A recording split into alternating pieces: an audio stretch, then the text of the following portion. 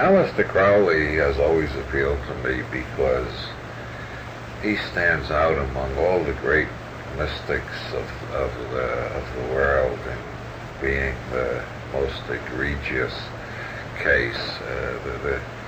There are some pretty weird mystics in all traditions, and some that look like they were part-time crazy, but there's nobody quite compares to Crowley.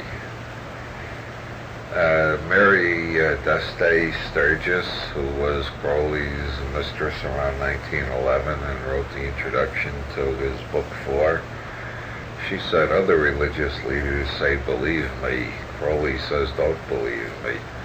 Now that's what I find most attractive about him, is his constant skepticism and don't believe me. Try the exercises and find out for yourself. He studied most of the schools of consciousness alteration that existed in his time. He studied yoga with the Hindus and the Buddhists, and various different types of yoga: Hatha yoga, Gnana yoga, Raja yoga, Tantra yoga. He learned a lot about Taoism in China, became an I Ching expert long before there were any others in the Western world who knew anything about I Ching. Did his own translation of the Tao Te Ching. Studied a little Sufism in North Africa, evidently. Was the leading authority in his time in the Western occult tradition. And he picked up bits and snatches of all sorts of other things in his travels around the world, including a great deal about shamanic traditions that use drugs to alter consciousness. He knew more about that than anybody before the 1960s. So all in all, reading Crowley's books, he gives you, in most of his books, he gives you a lot of exercises along with the theory. And if you start doing the exercises that Crowley gives you, you find your consciousness does alter. And then you find the universe alters, which of course is inevitable because the only universe you know is the universe in your consciousness. So this is kind of confusing to some people. But this combination of do the work and don't believe anybody's dogmas, draw your own conclusions after you've done the work. I like that approach. Crowley put it into a poem once, which I'm fond of.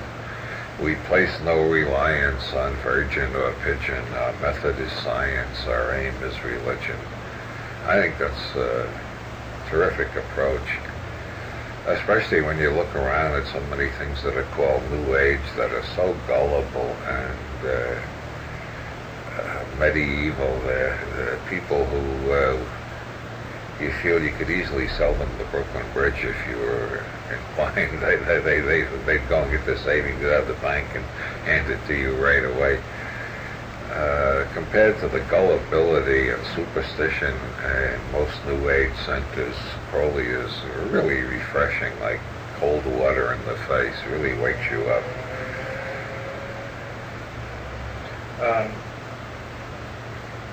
What about some of the stories of like him smashing a glass by looking at it, the Oxford demonstration, and then the stories I've read about the psychic war that carried on with S.L. McGregor Mathers?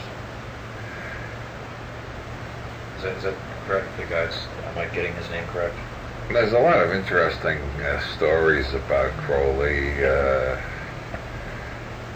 and I don't think there is yet a really good biography of Crowley. They're all biased. Most of them are biased against him. His enemies got into print before his friends. There are several books that portray Crowley as a raving monster and demented maniac, sadist and whatnot.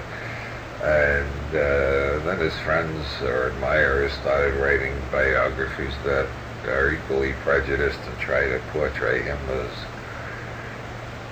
the magus of the new aeon, the utterer of the word of the law, which will transform the whole planet to higher consciousness sometime in the very near future.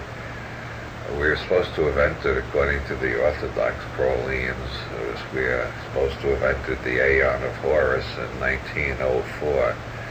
And if you ask what is the evidence, well, the world certainly has gotten a lot weirder since 1904. When the Aeon of Horus fully manifests itself is an open question. Is it going to take 500 years, or is it going to happen in 2012 like everybody else's prophecies? Well, I don't know. But meanwhile, we've got all this literature about Crowley, some of it absolutely incredible. One of the most widely published stories about Crowley is the time he and his son MacGregor went into a hotel room in Paris and drew a pentagram and invoked the devil. And in the morning, MacGregor was found dead of a heart attack, and Crowley was off his head and had to spend 6 months in a mental hospital and never quite regained his intellectual faculties. That story has appeared in quite a few books. The fascinating thing about it is it first appeared in a work of fiction, a novel by Dennis Wheatley. Dennis Wheatley was the head of the Double Cross Bureau of English Intelligence. Crowley was a part-time employee of MI5. Each one of them seems to have been highly suspicious of the other. Wheatley had a tendency to believe that any conspiracy he wasn't supervising personally was the work of the devil. And, well, the Double Cross Bureau had some real weirdos in it anyway. Besides Wheatley, Ian Fleming worked in the Double Cross Bureau. You see what kind of rich fantasy life he had when you read the James Bond novels. And Alan Turing, who invented the Turing machine problem, also worked there. Anyway, Wheatley's invention in a novel called For the Devil a Bride, about Crowley and his son invoking the devil. There are lots of weaknesses in this story. For instance, Crowley never spent any time in a mental hospital in France. And for another thing, his son MacGregor never showed any interest in magic or in Crowley's occult studies.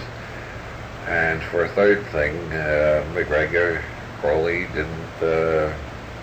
didn't die of a heart attack in a hotel room in Paris. And the most clinching argument of all is there never was a son named MacGregor Crowley.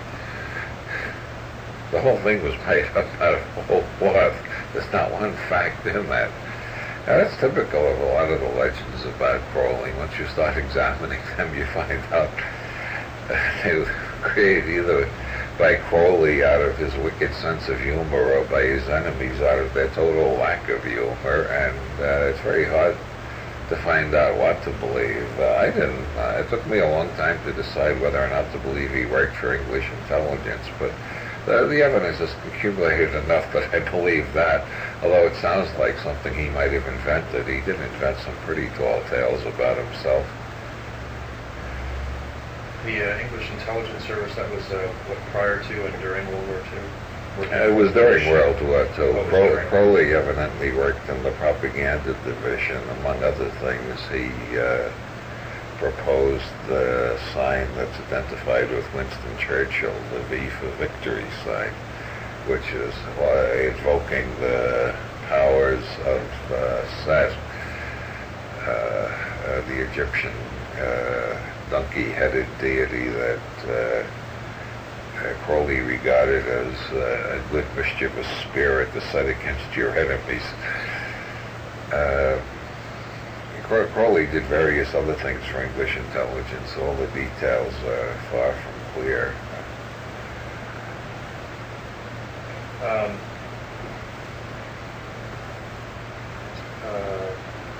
What about the rivalry between him and S.L. McGregor Mathers and the supposed I've read some things about like McGregor Mathers set a swarm of rats or locusts on his house. I mean, then they were like in different parts of Europe when this was going on. Crowley's psychic and propaganda war with McGregor Mathers was real. Was typical of the kookiness of the occult world. McGregor Mathers arose to the position of outer head of the Golden Dawn, which was the primary magical order in England at that time. Yeats and several others decided Mathers had become a tyrant and perhaps a megalomaniac. They unseated him and formed a rival Golden Dawn, claiming he was unfit to lead. Crowley sided with Mathers, and Yeats developed the opinion that Crowley had set demons upon him because of his rebellion against Mathers. Then Crowley and Mathers had a quarrel, and they each accused the other of setting demons upon them. But they finally got to court because Crowley, in his magazine Equinox, started publishing all the secret rituals of the Golden Dawn. He announced that the secret chiefs had authorized him to do this. This is the kind of thing that cannot be judged in the court of law because the secret chiefs did not take the form in space-time where they can testify in the courtroom. The secret chiefs exist only where the square root of -1 exists, or the White Rabbit of Alice in Wonderland. You got to be in a special state to contact the secret chiefs, and no court is quite equipped to do it.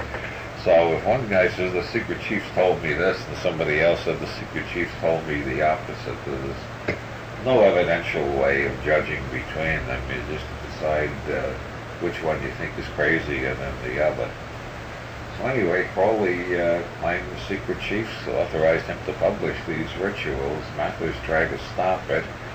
The trial turned into all sorts of irrelevant issues, such as whether Mathers had or had not alleged that he was the reincarnation of King Charles I, which Mathers didn't want to answer on the witness stand for fear of prejudicing the jury, but was compelled to admit he had at times claimed to be the reincarnation of Charles I. There wasn't Charles II, I think. And there were various innuendos about Crowley's sex life, which Crowley enjoyed very much, although most of the other people did not enjoy it. Crowley really had a weak spot for, he didn't mind how much trouble he got into or how much pain he caused those around him. If he had a chance to do something that would shock the British public, he'd go ahead and do it. And the most amazing thing about his life is that he stayed out of jail. He lived to be 72 and never spent a day in jail. It's amazing for a person with his temperament. Everybody I know who remotely reminds me of Crowley has spent time in jail. You can't have that attitude of deliberately flaunting society's rules. I think Sinead O'Connor is going to end up in jail eventually, for instance. Crowley was sort of a cross between Sinead O'Connor and Madonna in a male form. Well, as a matter of fact, that's another of the interesting Crowley legends. Crowley predicted that he would reincarnate to carry on the work of initiating the new Aeon, only when he came back it would be as a woman. And you'd be surprised how many women I've met who claim they are Crowley reincarnated. It's a long, long list. The one I find most plausible has never made the claim. That's Madonna. She has her own shtick. She doesn't need a claim to be Crowley. She's got a big enough audience already.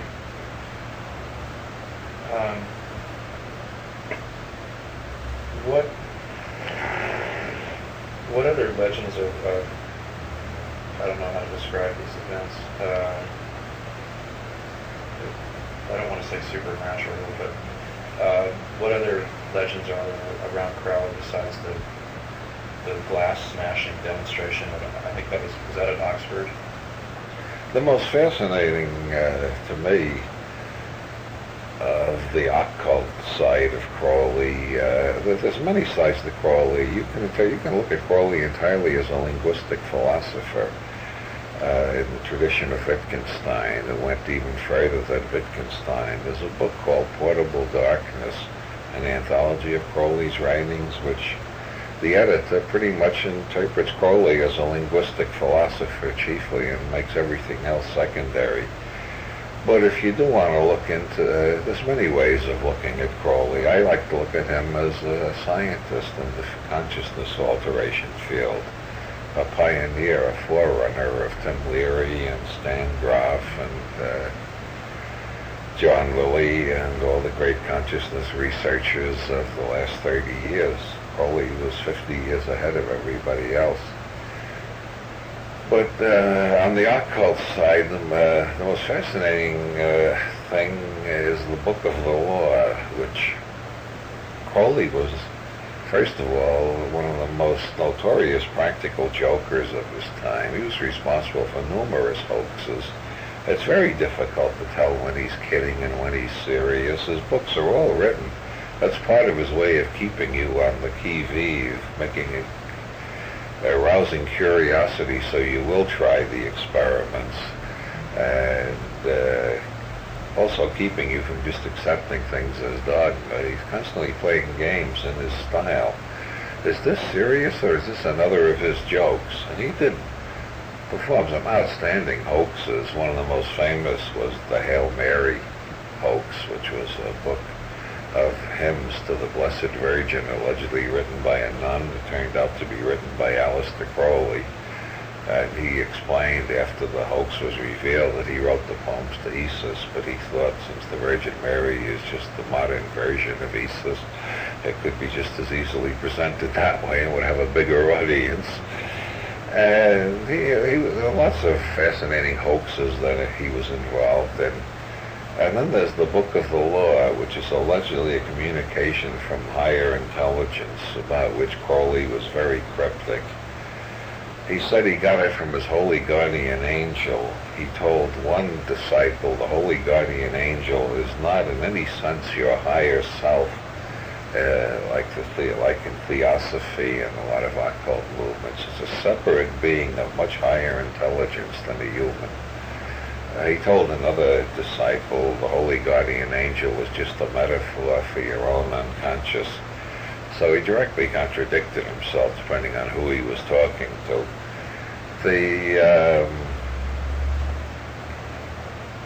And he was a well-known hoaxer. Nonetheless, everything he ever wrote about the Book of the Law, he insisted he was serious this time. He was not hoaxing.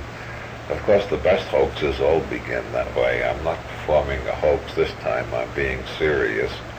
He insists the Book of the Law is a revelation from higher intelligence. It's not a hoax, and that he has suffered throughout his whole life from the duty to speak the truth as revealed in this book, no matter how much trouble it made for him. And that is, I suppose, the major koan in Crowley's system, which is called Thelemic. He didn't want it named after himself. He was terrified that he'd been back in 2,000 years and find Crowleyanity had become as reactionary as Christianity. So he insisted on it being called Thelemic, so at least his name would not be disgraced, whatever his disciples did with the movement. And Thelemic stop a minute. You can edit this. Okay. In the Thelemic system, there are koans, just as in Zen Buddhism. There are points in Zen. You're studying Zen. The Roshi gives you a koan to work on. A riddle like, what is the sound of one hand clapping? Or who is the master who makes the grass green? Crowley has koans built into his system. They're not presented as koans. You just run into them and you suddenly stop. And what am I going to do about this? Am I going to believe him? Am I going to think it's a joke? Is there a hidden meaning? And the big koan is, do you believe in the book of the law, or is it just the one joke that he kept a straight face about for most of his life? And it's fascinating how different people react to that. I find it fascinating because the book of the law does seem it's just spooky enough to keep you guessing where it came from. Israel Regardie, who studied with Crowley in the 20s and later became a Reikian psychotherapist in Los Angeles, Regardie suggests that Crowley had 9 personalities at various levels of the psyche, and the deepest level was, he gives names to these in terms of Crowley's magical titles, and the deepest level was Awas, which is not only the deepest level of Crowley's unconscious, if I understand this, it's the deepest level of the human psyche. It is the collective mind of humanity, and that was speaking through the book of the law, according to Regardie's interpretation. It certainly is an interesting challenge to try to decide that, especially since he had so much reason for just dismissing the whole thing and deciding, well, Crowley is just the biggest hoaxer who ever lived. By the way, there are 5 branches of the Ordo Templi Orientis, the magical order of which Crowley was the outer head, and they all denounce each other as bogus, which is as it should be. And trying to get into a magical order, you should have to go through intelligence tests of deciding whether you found the right one or not. The English branch under Kenneth Grant has pretty much taken the position that the intelligence behind the Book of the Law is an extraterrestrial from the system of the double star Sirius. I find that very interesting because, well, no, I don't think I'll go into that. That's a topic for some other evening, I think. I think, why I'm especially interested in Sirius and extraterrestrial sending communications from there. I'll let that pass this time. People probably want to get to sleep anyway, and they don't want to they don't want to get too weirded out at this hour.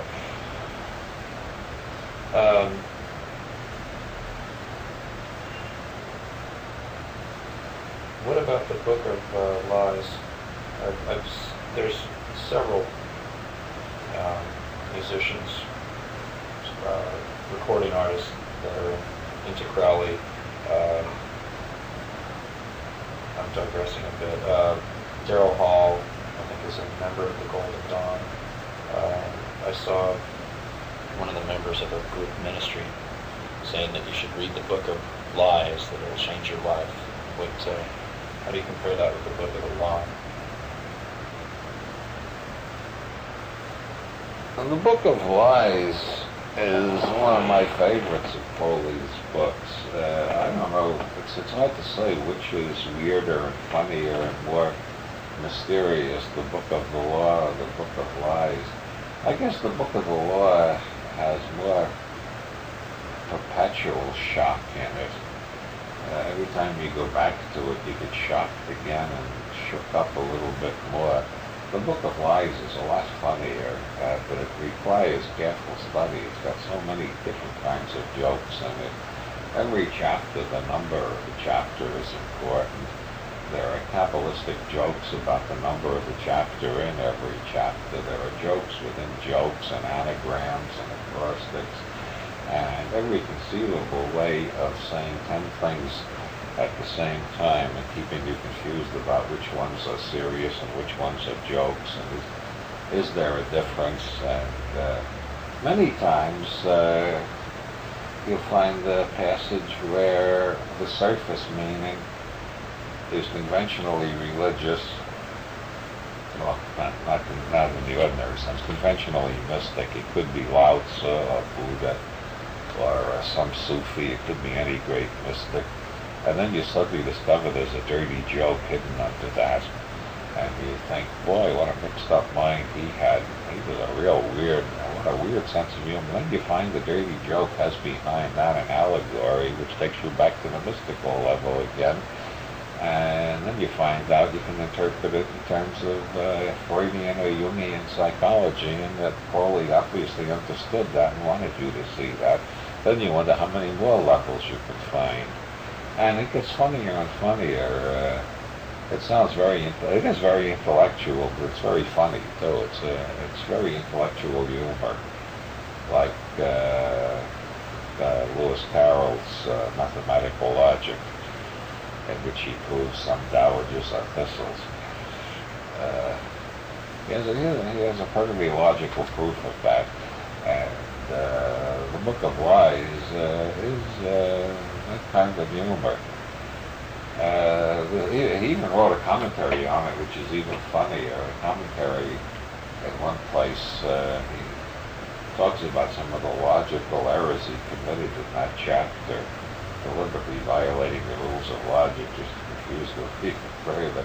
And he says, but after listening to errors in logic, he says, but to explain this further would set the book beyond the understanding of the common reader in Oshkosh for whom I am writing. Of course, the common person in Oshkosh is not going to understand more than 3 lines of this book. I think I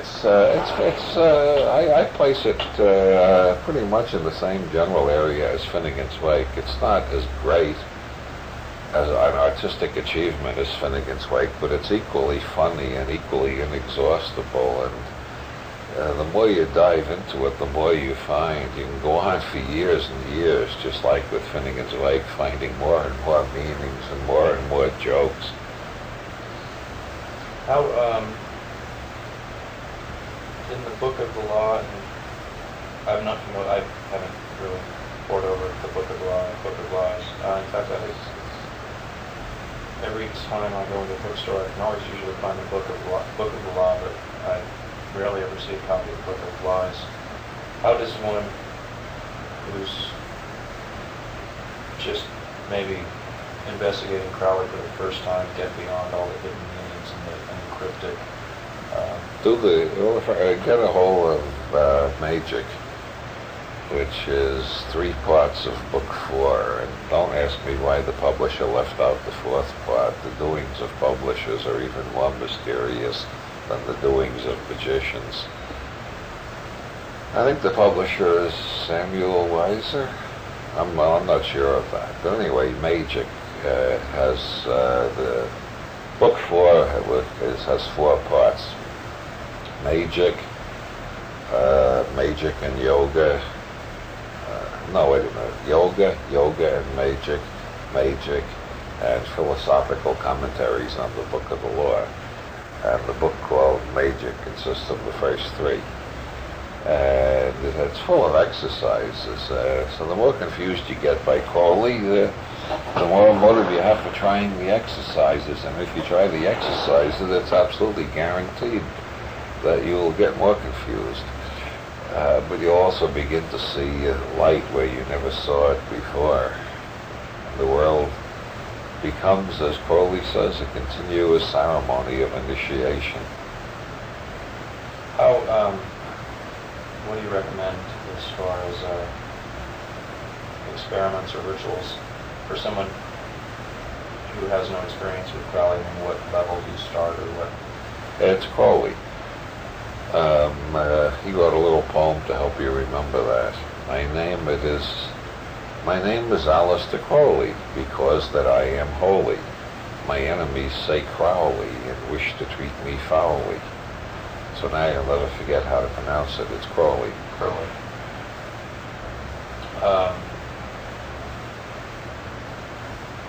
How do you feel?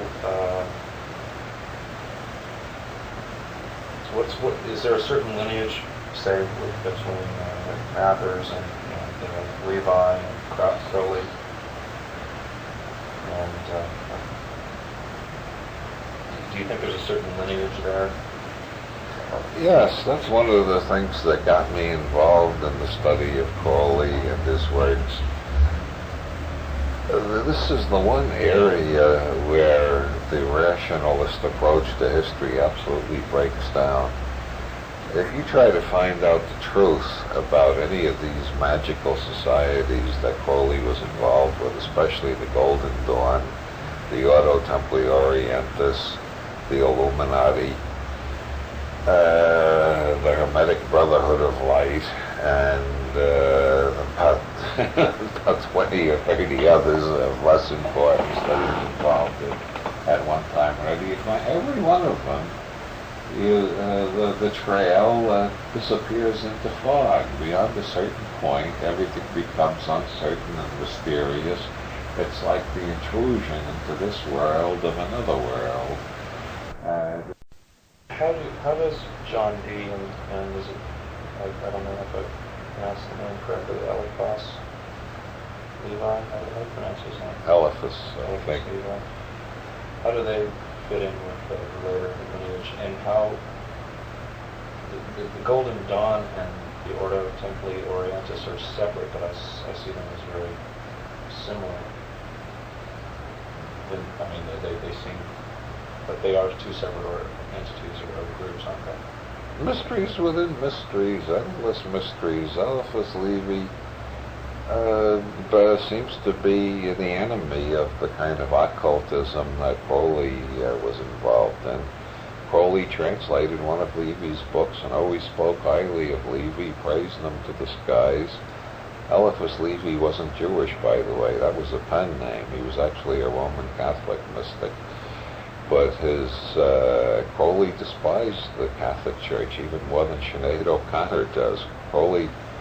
When Crowley refers to the Black Brothers, the doers of evil who have set a spell over mankind to put us in slavery, he means the Roman Catholic Church. It takes a while to decipher that one, but Crowley was one of the leading anti-Catholic revolutionaries of the last couple of centuries.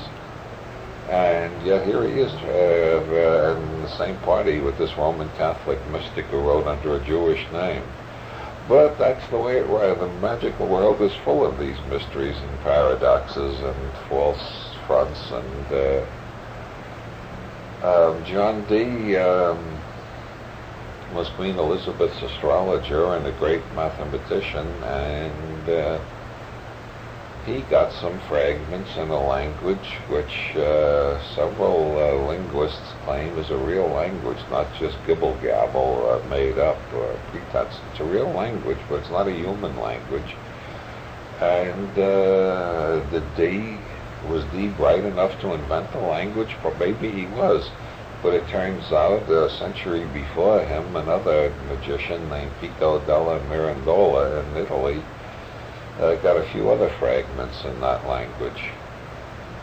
And of course, in the Golden Dawn, Crowley learned to use that language, which is supposed to allow you to converse with angels, Enochian spirits. Grady McMurtry, who was the Caliph of the Ordo Templi Orientis until his death a few years ago, he told me he asked Crowley once when it was safe to summon the Enochian spirits, and Crowley said, "You don't have to summon them. When you're ready, they come for you." The Ordo Templi Orientis and the Golden Dawn are officially very opposed to each other. And yet without mentioning names, I don't want to give away too much, I know somebody who's the leader of one branch of the Golden Dawn and a member of the Ordo Templi Orientis. There are at least 3 branches of the Golden Dawn in California, each of them denouncing the others as bogus. Then there's the new Reformed Orthodox Order of the Golden Dawn, which doesn't claim to be genuine at all.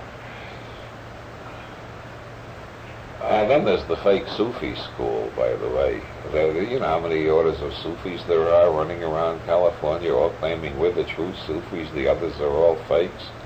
Well, there's a group called the Fake Sufi School up in Nevada City for the fake Sufis. But What about is it the Rosicrucians? What about the order? I guess there's a few. There's one in San Jose, and there's. Yeah, the gang in there's another Rosicrucian order in Pennsylvania. The gang in San Jose who do all the advertising got their charter from Crowley. They got their charter from Crowley? I'm pretty sure of that. Crowley says so, others say so, and a student of occult history I know tried several times to get them to show him their charter, and they just kept evading and making excuses. They don't want to be connected with Crowley. Oh, they and don't. yeah, that's where they got their charter from. Why do they Crowley want to was the disavow? head of the Rosicrucian order in Europe at one point. Why do they want to disavow any connection to Crowley?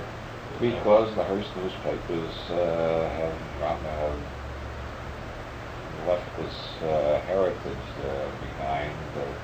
Crowley is a Satanist and a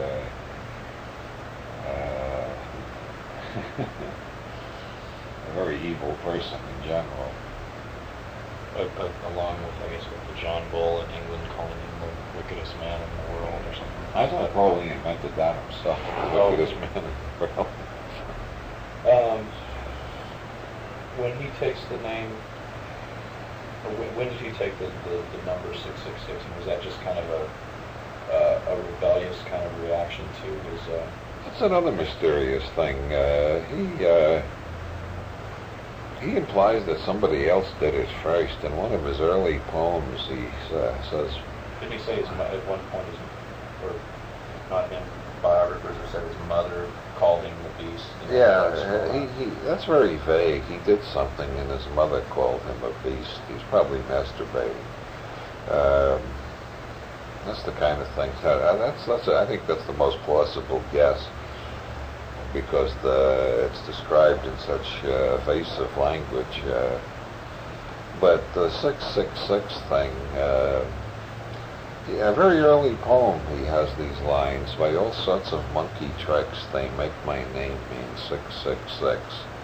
Well, I will deserve it if I can. It is the number of a man.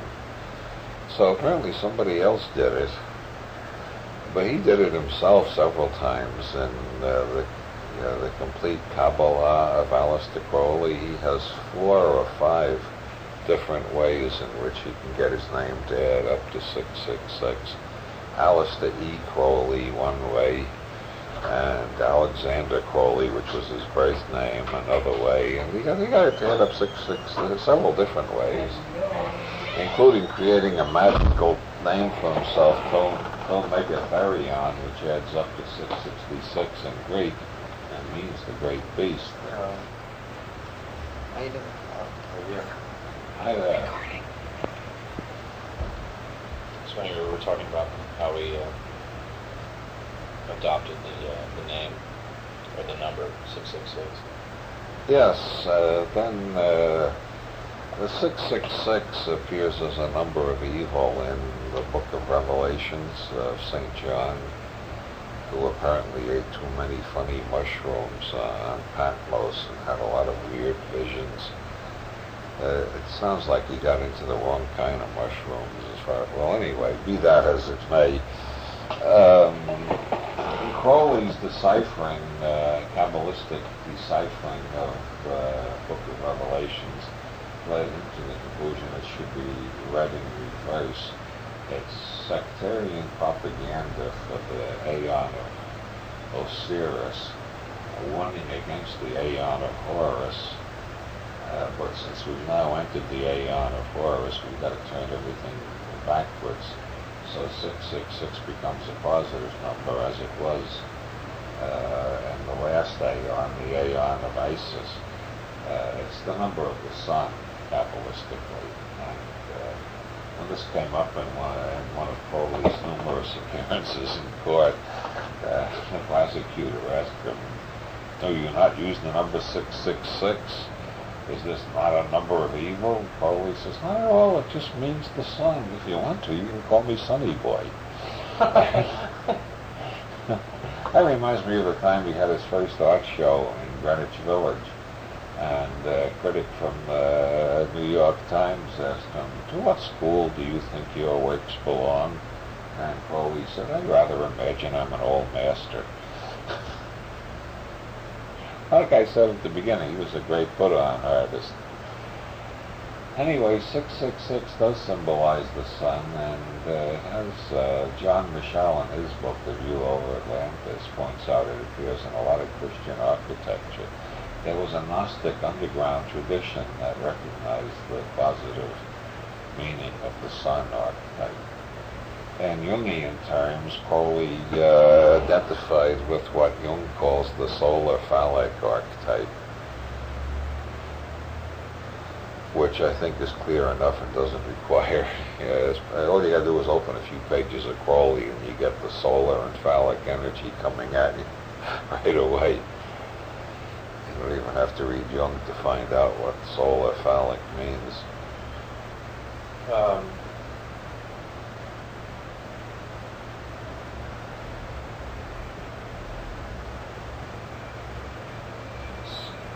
So the Rosicrucian order in San Jose got their charter from Crowley, and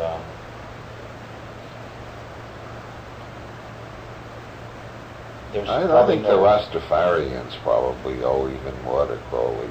Rastafarians do? Yeah. I think their religion is a lot closer to Crowley's teachings than the Rosicrucian gang in San Jose. This I intend as high praise to the Rastafarians. They may not quite see it that way, and I hope they don't misunderstand me. There's probably, I guess, no way to really, if they even do exist, of proving whether any of the Rosicrucian orders are actually can trace their lineage back to the original, if they're really ever. There's even debate of whether Rosicrucians ever really existed at all, isn't there? Oh yes, there's one school of historians who believes that somebody, some person or persons for unknown reasons put out 3 pamphlets announcing the Rosicrucian order and then didn't do anything else to follow up on it, and it was all a big hoax. I don't know, people who can believe that, they're the kind of people who believe if you throw junk over the fence for 4 billion years, it'll turn into a 747 jumbo jet in operational order. How does alchemy and the Kabbalah tie in with well, not all of these, but I mean, groups such as the Order of Template Orientis and the Golden Dawn and the Rosicrucians? And does it tie in with Masonry at all? Is that one of the main foundations of the? That is such an enormous question. Yeah. Masonry, Rosicrucianism, alchemy, Kabbalah, all related in a variety of ways, but disentangling them and explaining the historical connections and how it all happened is almost impossible, because no two authorities agree, and there is, like I said, everything disappears into fog eventually. I decided, at one point I decided that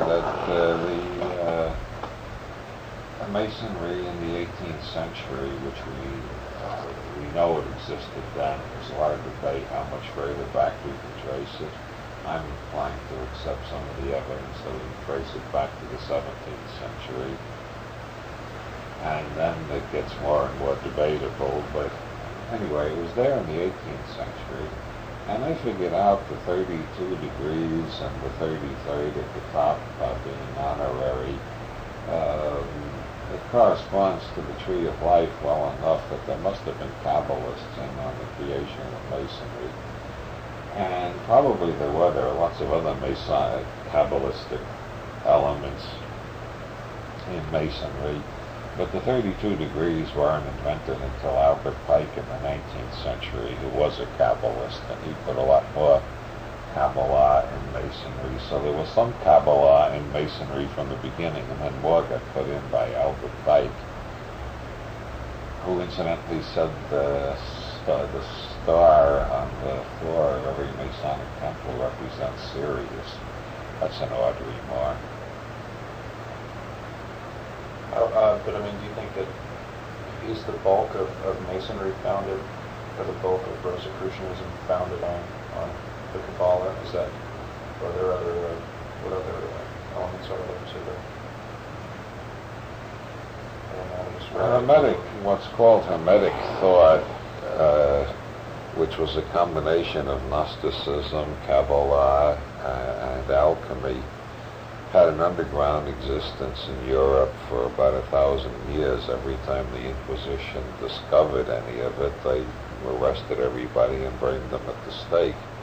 But it still went on as an underground force, and it used various fronts, and among these fronts were the Rosicrucian movement and later Masonry.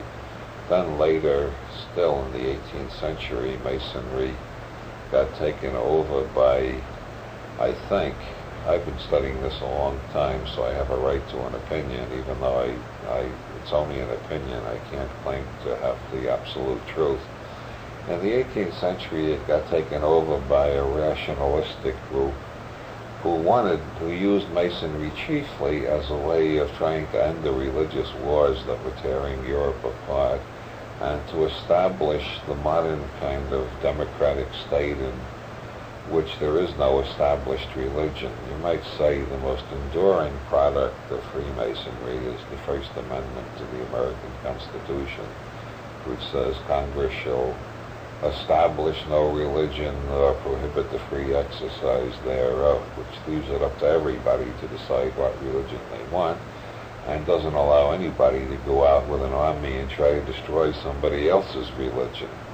That is what Masonry mainly was involved in throughout the 18th century, and they finally succeeded. By the early 19th century, that was the generally accepted idea of civilized countries. You still find the older idea that the true religion should destroy all the false ones in backward and barbarous places like the Mideast or Northern Ireland. But in the civilized world, Masonry has triumphed. How does the Martinist order tie in with Masonry and Rosicrucianism? Is that, are they affiliated or related in any way? The Martinists were involved in Hermetic practices, and they relate to the Golden Dawn, the Ordo Templi Orientis, and similar occult orders, and backwards to the Knights Templar probably. They use the word Illuminati also, and sometimes get confused with the Bavarian Illuminati, which seems to have been more political. There was a lot. These things, we can separate them into categories, but in history they weren't always separated. They blended, came together, and parted again. And like Mozart's magic flute is a Masonic ritual disguised as an opera, which is pretty generally recognized, but buried underneath it there's a political, there's a lot of propaganda against the monarchy and in favor of democracy.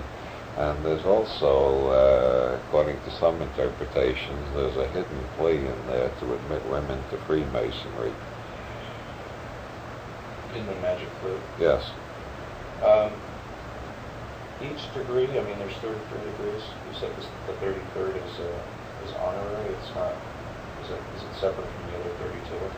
Yeah, the 33rd is just given for being a Mason for a long time and doing something outstanding.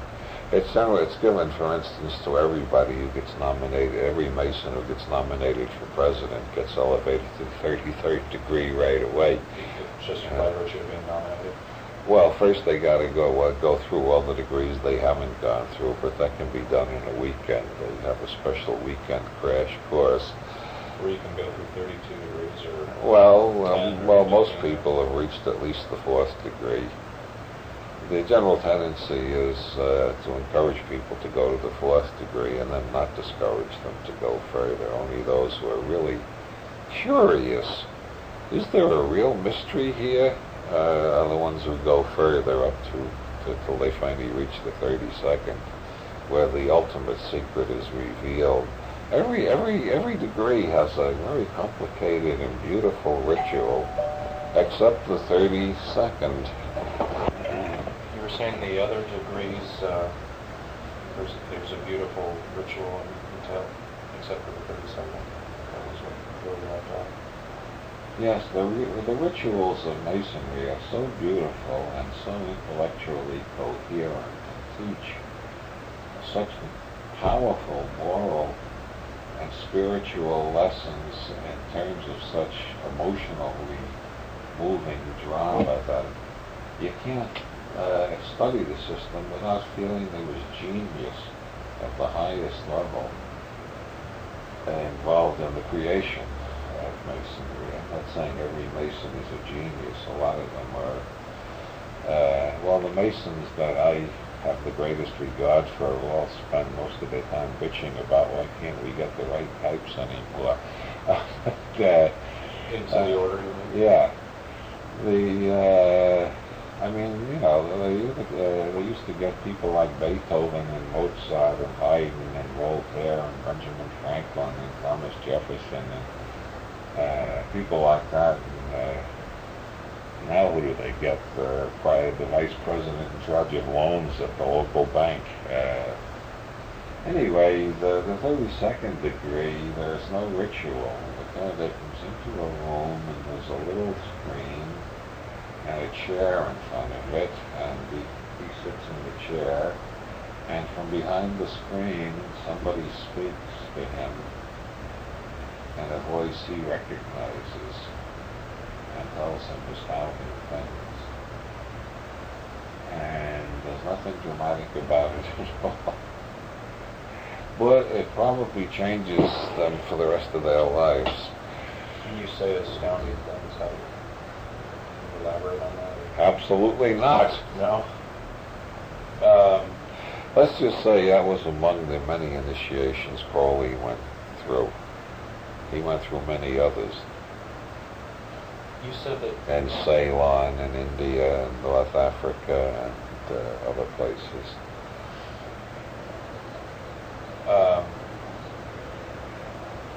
You said that for the 33rd degree, if someone's at least up to the 4th, they can go through all the other degrees in a weekend?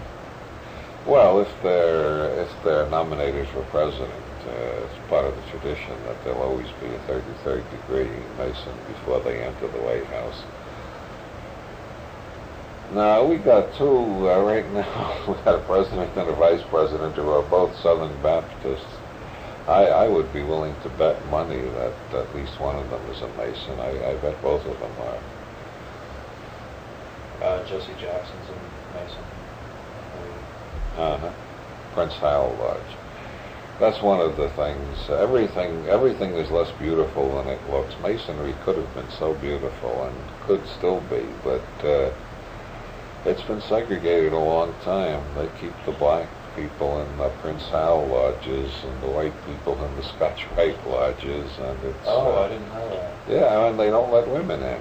Well, they do in some lodges, but the lodges that do are generally condemned by the United Grand Lodge, and Masonry still has a way to go. The rituals, the degrees are all the same. It's just that they, I mean... No, there are different... the Scotch Rite has the 32 degrees, and this honorary, that's the biggest in the United States. The Grand Orient Lodge, I forget how many degrees they got. They are the ones that are continually getting into trouble politically every century. And the Order of Memphis and Mizraim actually has 97 degrees. Crowley got all 97 of them, but that was one of those. I almost said swindle. That was one of those magical. He gave all the Masonic degrees he was entitled to give to Theodore. What's his name? And in return, that guy gave Crowley all the degrees up to the 97th in the order of Memphis and Mizra.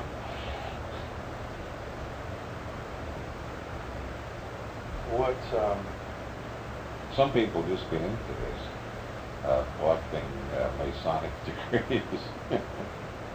if you, Crowley once sent a telegram to Arthur Waits in which he signed it with all his Masonic titles. The telegram consisted of the one word yes, and the titles taped up about 9 pages.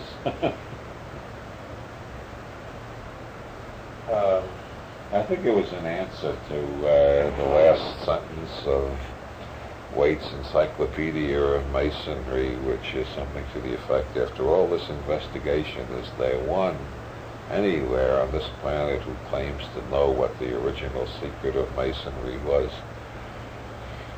I think that was what provoked Crowley to send him the telegram saying yes.